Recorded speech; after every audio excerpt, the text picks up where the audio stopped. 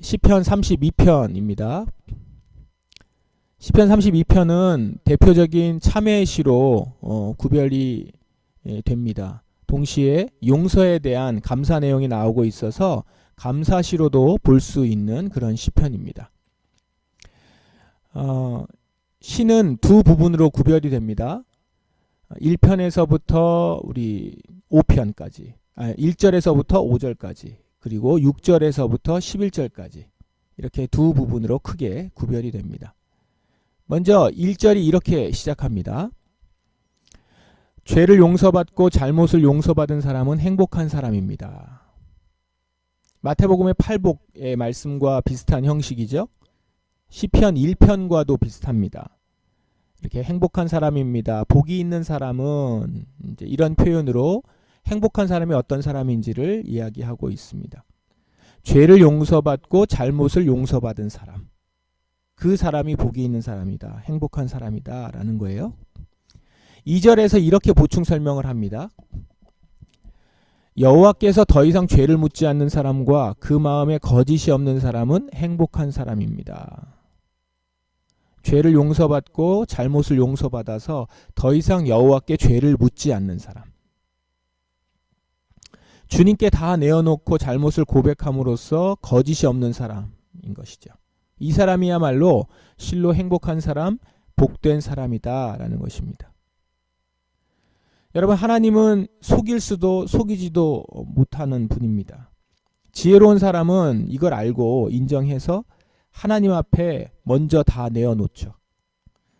시인은 그걸 본인이 직접 경험한 사람이었습니다. 3절 보십시오. 내가 죄를 고백하지 않고 입을 다물고 있을 때 뼛속 깊이 사무치는 아픔을 느끼고 온종일 괴로워 신음하였습니다. 4절에서는 이렇게 표현합니다. 낮이고 밤이고 주께서 손으로 나를 짓누르시니 무더운 여름날 과일에 진액이 빠지듯 탈진하게 되었습니다. 그러니까 죄를 시인하지 않고 하나님을 회피하면 지나갈 줄 알았지만 그 기간이 얼마나 괴로웠는지 결국 몸까지 아팠다 이렇게 고백을 하죠. 마치 여름날에 과일에 진액이 빠지듯이, 그러니까 녹초가 되는 거예요. 그러니까 죄를 계속 가리고 숨기고 그것을 생각하지 않으려고 하지만 내 모습은, 내 마음은, 그리고 하나님이 그걸 보신다는 걸 이제 알기 때문에 여름날 과일 진액 빠지듯이 녹초가 된다는 거죠. 영혼이 메마르고 육체가 아픕니다. 그러니까 자신의 죄를 인정하지 않고 용서를 구하지 않는 인생이 얼마나 괴로운 건지 시인은 정말로 뼈저리게 그걸 느꼈던 것입니다. 여러분들도 시인과 같이 이런 것들을 경험해 보셨습니까? 안 좋은 경험이긴 하지만 사실 이 경험을 할 수 있다는 것은 다행입니다. 왜냐하면 그것은 영혼이 살아있고 하나님이 그를 계속 부르고 계신다는 증거이기 때문입니다. 그러니까 죄를 고백하지 않고 죄를 묻어두려고 했던 그것 때문에 내가 고통했고 힘들었고 하나님 앞에서 두려움을 갖고 살았던 것들은 그래도 하나님께서 나를 지금 계속 부르고 계신다라고 하는 그것이기 때문에, 그리고 그 영혼이 살아있기 때문에 그런 두려움과 힘듦과 고난을 느끼는 것이기 때문에 그것은 참 감사한 일인 것이죠. 그래서 시인은 다 털어놓는다고 합니다. 5절. 그래서 나는 내 죄를 덮어두지 않고 주님께 숨김없이 털어놓았습니다. 지은 죄를 숨기지 않았습니다. 내 죄를 주께 고백할 것이다. 내 잘못을 여호와께 아뢰리라 다짐했습니다. 그러자 주님은 내 죄와 내 잘못을 용서해 주셨습니다. 이 고백을 할 수 있다는 것이 얼마나 다행이고 감사한 일입니까? 죄를 지은 것은 잘못이지만 더 큰 문제는 죄를 짓고도 인정하지 않고 용서를 구하지 않는 모습입니다. 그런데 그 죄에 대해 통감하고 고통하고 괴로워하다가 주님께 숨김없이 다 털어놓아서 용서를 받을 수 있는 것은 참으로 복된 일이다라는 것입니다. 그래서 죄를 용서받고 잘못을 용서받은 사람은 행복한 사람인 것입니다. 6절부터는 시인의 권면의 내용입니다. 그러므로 경건한 사람들은 주가 찾으실 때 그분께 기도드려야 할 것입니다. 그러면 고난이 홍수처럼 밀려올지라도 그들을 덮치지 못할 것입니다. 죄를 고백한 사람은 자신의 잘못으로 인해서 생긴 어려움들에서 피해야 할 구석이 생깁니다. 바로 하나님이 그 가운데 지켜주시는 것이죠. 본래 잘못을 하면 그 잘못에 대해 책임을 져야 하지 않습니까? 책임을 지든 안 지든 자기가 저지른 잘못에 대한 대가는 돌아오게 되어 있습니다. 그 대가가 어느 때에는 지금 시인의 고백처럼 홍수처럼 밀려오는 것 같아서 정신을 차리지 못할 수도 있습니다.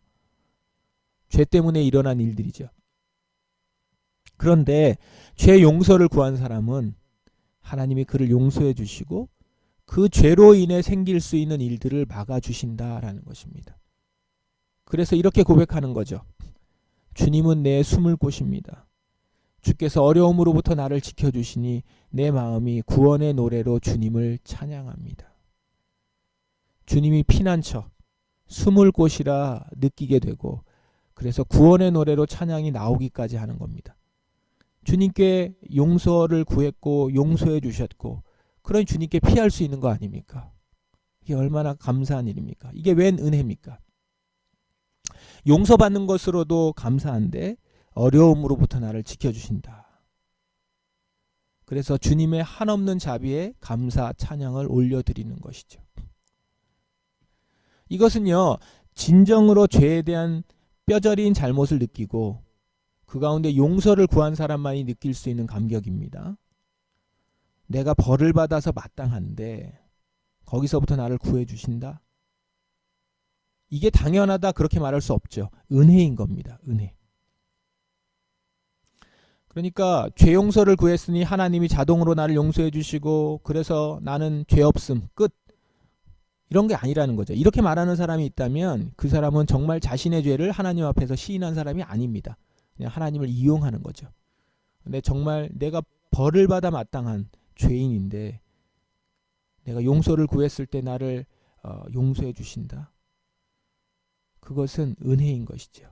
감사인 것입니다. 그리고 나에게 피할 길을 주시고 나를 숨을 곳을 제공해 주시고 나의 피난처가 되어 주시는 주님.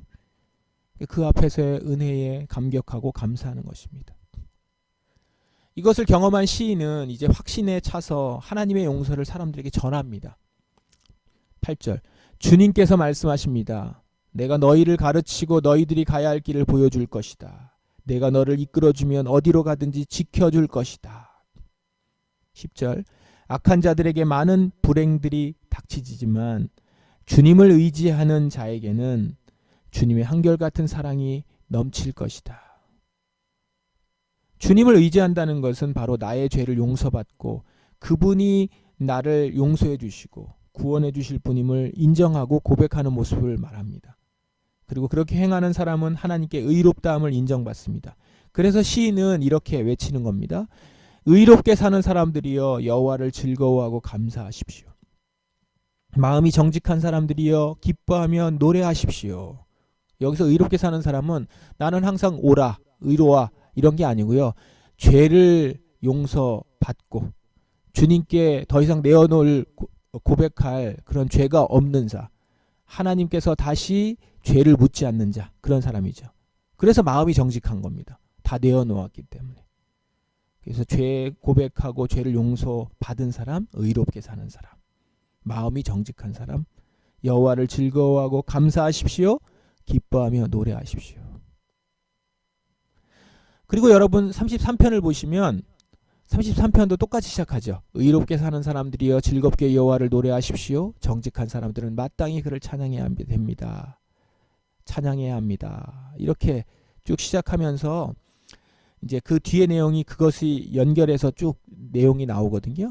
시편 33편은 시편 마치 32편에서 시인이 요청한 찬양을 쭉 노래하고 있는 것 같습니다. 그래서 연결해서 한번 보시면 좋겠습니다. 오늘 말씀은 분명합니다. 죄를 고백하고 하나님께 그 죄를 고백하여 용서를 받는 자가 복이 있습니다. 그러므로 기회가 있을 때 우리는 용서를 구하고 주님을 의지해야 합니다. 그때 하나님은 우리를 용서해 주시고 우리의 피난처가 되어 주셔서 우리를 숨겨 주실 것입니다. 오늘 이 말씀에 찔림을 받을 수 있는 여러분들은 행복한 사람들입니다. 죄를 짓고도 괴로움을 느끼지 못하는 사람들은 그 죄를 자신에게 쌓아놓는 것입니다. 뼛속 깊이 느껴야 하는 아픔을 느끼지 못한다면 그는 이미 죽은 것일 수 있는 것이죠. 그러므로 지금 우리가 용서를 구할 수 있고 죄로 인해 괴로움을 느낄 수 있는 것 자체로 복된 것임을 기억하면서 오늘 나의 연약함과 죄를 고백하는 여러분 되시길 바랍니다. 성령님께서 오늘 우리의 마음을 찌르셔서 우리의 영혼이 죄로 인해서 아픔을 느끼는 것, 그리고 그것이 용서를 구해야 할 죄임을 인지할 수 있는 것, 그것은 복된 것입니다. 성령님께서 오늘 말씀하시고 깨닫게 해주시고 나의 양심을 찌르실 때 그것을 인지하시고 주님께 죄를 고할 수 있기를 바랍니다. 그리고 그때 우리는 예수 그리스도의 보혈을 의지해서 하나님께 나아가는 것이죠. 그러면 주님은 우리를 예수 그리스도의 보혈로 씻어서 깨끗하게 해 주실 것입니다. 나의 죄를 눈같이 희게 씻어 주실 것입니다. 주님은 내게서 그 죄를 멀리 버리실 것이고 다시는 그 죄를 우리에게 묻지 않으실 것입니다. 그러므로 사랑하는 여러분, 우리 모두 오늘도 죄를 고백하며 주님의 용서를 경험하시고 그래서 그 가운데서 피난처 되시는 주님을 느끼며 살아가실 수 있는 그런 성도들, 주님의 자녀들 되시기를 주님의 이름으로 축원합니다. 우리 이 시간 기도하십시다. 죄를 용서받고 잘못을 용서받은 사람은 행복한 사람입니다. 그러므로 주님께 나아가 우리는 죄를 고백하고 주님께 용서를 받아 주님이 더 이상 죄를 묻지 않는 사람이 되길 기도하십시다. 그리고 죄 가운데서 닥치게 될 고난과 어려움 가운데 주님이 나를 숨겨주시고 피하게 해주실 것을 믿고 감사와 찬양의 기도를 드리십시다. 시간 함께 기도하겠습니다.